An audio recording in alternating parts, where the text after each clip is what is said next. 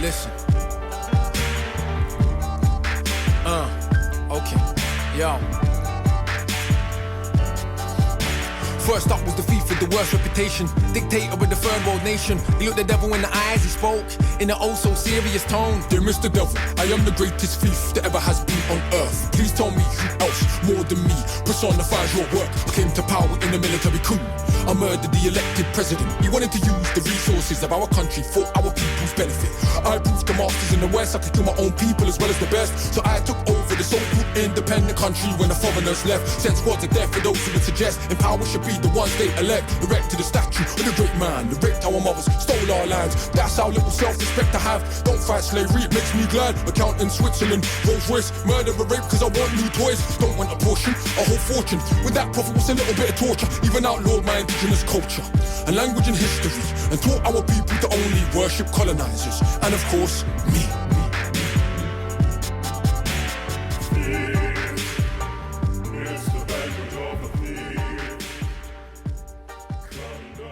So thanks for speaking with us today. I know you're a bit tired, you've had all these gigs. I'm just going to dive right in.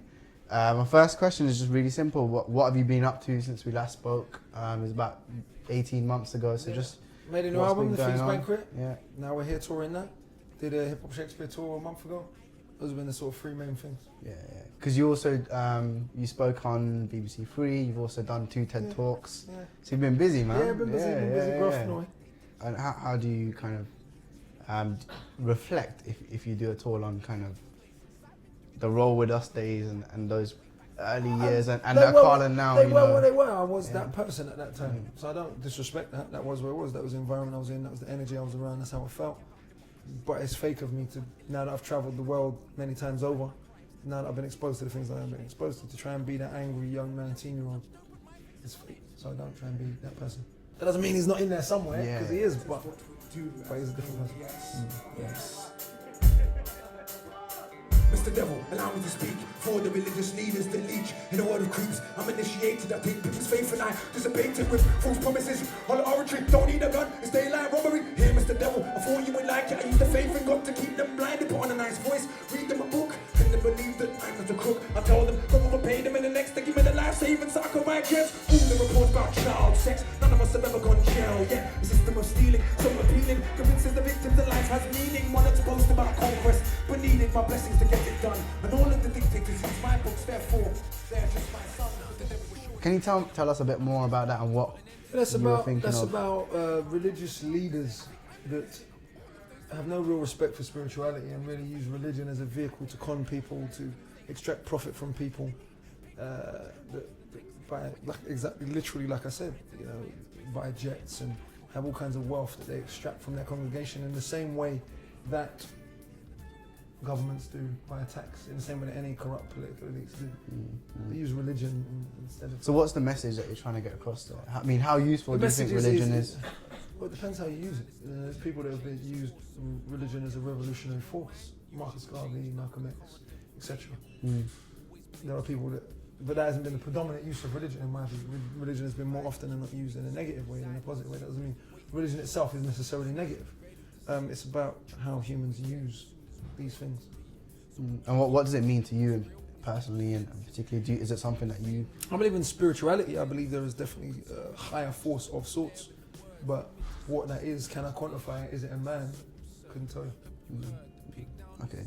And the other one that I wanted to pick up on was the title track, Thieves Banquet. You say, I am really a gimmick, not that I don't put my heart and soul in the words. Well, yeah, that was really about my own hypocrisy as an individual. You know what I mean? I'm well aware that I'm part of a system that kills people every day, and I benefit from the system every day. Yeah, I still participate in it, and I have this constant dialogue with myself. Would it be better to just go and live in a tree? Would it be better to just kill people? Would it be better to do nothing? Should I do away with my music career and just become a school teacher? Like, all of these constant dialogues about what is and isn't hypocritical, knowing the nature of the world, and that's what that's about. At the end of the day, being a music artist, no matter how positive your message is, and I'm actually trying to touch people, it takes a certain amount of ego, and I think to deny that is stupid. Next bit was kind of linked onto that track as well. You used Thomas Sankara's speech to the African Unity Organization Summit of 1987, where he's calling for his country to refuse to pay debts for international imperialist powers. And I thought this is particularly kind of poignant given what's going on right now with whenever there's a natural disaster, aid obviously pours in because of the goodwill of lots of people. But what's the disadvantage of this, and aren't we doing our bit with things like Red Nose Day and Comic Relief? What do you make of it? No, these things. There can be no charity from imperialist countries to exploited countries. There's no such thing. If our wealth as a nation is based on a history of imperialism, which it is, and if unelected institutions like IMF and World Bank and others continue to inflict policy on these countries that keeps them economically stagnated, then on the other hand we say we're going to give you aid. You got to read a book called Dead Aid by Dambisa Moyo or Lords of Poverty. If you read either of those, it makes it very plainer than I can make it. Yeah. Is there anything, or how, if we can, what can we do to support them given the position that we're in? Because obviously we live in a top 8%. I'm not disputing some of that work is valuable. Going to countries that don't have doctors and being a doctor is valuable. Going to countries that don't have clean, healthy running water and bringing sanitation is valuable. That's not what I'm saying. So that work needs to be done and should be done, and where people can participate, but you participate on a level as an equal human being, not as someone going to give charity, because you recognise that your privilege is directly tied to their lack of privilege. So it's not charity, you're just so it's not about a little bit of what you take. Yeah. My mobile phone has Congolese coating in it, so does yours, so does your camera. We're tied to their exploitation every day. You have an idea for like a world curriculum? It's not my idea. It's, for me, when you're talking about student-led curriculum and students engaging with education, I live in London, which means I live in a city that represents the entire world, which means my school curriculum, the way my children should be educated, should reflect that whole world. Very basic idea, and I would like to see different communities come together and create that curriculum and force schools to teach it. Yeah, I think I'm really passionate about that, because the idea of creating your own curriculum, it's very person-centered, but it's also very responsibility focused, exactly. and that's what we definitely need. What do you think the particular holes are in the system, education system as it is? I know it's an obvious question. That's too big a question. Okay. They don't teach you how to grow food, they don't teach you what mortgage is, but they do teach you that Henry beheaded 2 of his wives. Is there any part of it that you think is useful? Of course, don't get it twisted. Yeah. Having free education and literacy is a massive privilege in this world. That doesn't mean we can't tweak it and want better for it.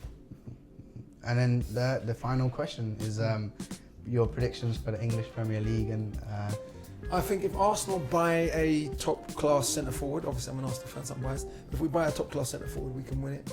If we don't, if I'm honest, as much as Arsenal fans will hate me, I don't think we win it. I think Chelsea or Man City will take it, probably Chelsea. If Arsenal buy a top-class striker, I think we got Chelsea fans. So. Doesn't mean I want you to win. Anyway.